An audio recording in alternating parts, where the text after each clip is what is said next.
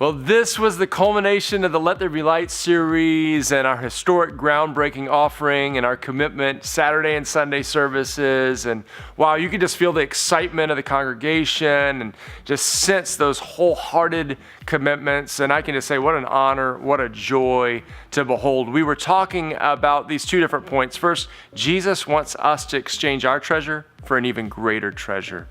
And then we also talked about this thought from the book of Exodus when the people come to build a sanctuary. And we talked about being a community that's so generous that there's actually more than enough to build the house of the Lord. So let's dive into these stories in Scripture today in Life Group. And also, let me just give you a little preview.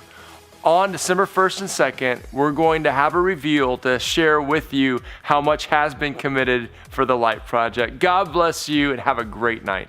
You know, if you're a parent, you've seen this before where there's this moment your kids have to jump in and do something exciting or to experiencing something amazing. And then sometimes you see them back out at the last minute because of fear. We saw this about 6 weeks ago. We were having a baptism service here, and one of our pastors, their sweet young little daughter came up to them and said, "I want to be baptized, Mom and Dad." And so they were so excited. They told all their friends, and some of you guys were here.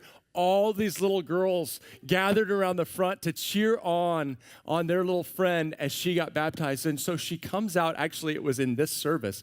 She comes out and she's about to get in the water, and then she just freaks out in fear. And though her parents were trying to help her and trying to talk her into it, though her friends were cheering her on, she just couldn't do it. And it was so sad we had to end the service. Now, the great thing is we have so many services that, so the next service, she comes back out. And you start seeing, once again, fear come over her eyes. And, you know, we're all in the congregation going, "Oh, no."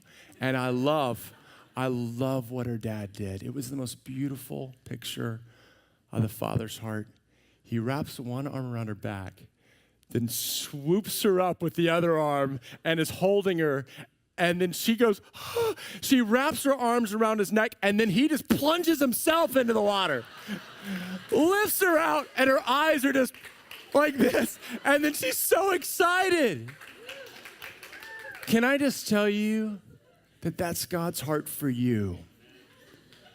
He knows the area of finances is one of the most fearful in all of our lives, but he promises to carry you through it. Listen to the words of Jesus. Jesus knows, guys. He knows that it's scary. He knows that it's hard. And so that's why he writes these words. He says, "Who of you by worrying can add a single hour to your life? Since you can't do this very little thing, why do you worry about the rest? Consider how the wildflowers grow. They don't labor or spin. Yet I tell you, not even Solomon in all his splendor was dressed like one of these. If that's how God clothes the grass of the field, which is here today and tomorrow is thrown into the fire, how much more will he clothe you, you of little faith? And don't set your heart on what you'll eat or drink. Don't worry about it. For the pagan world runs after all of these things, and your Father knows that you need them. But seek his kingdom, and these things will be given to you as well. Don't be afraid, little flock, for your Father's been pleased to give you the kingdom." Point number three. God is a Father who promises to take care of us financially.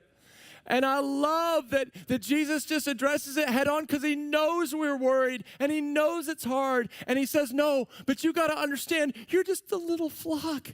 And he's a shepherd, and a shepherd steps up to protect and provide and make sure you have everything you need.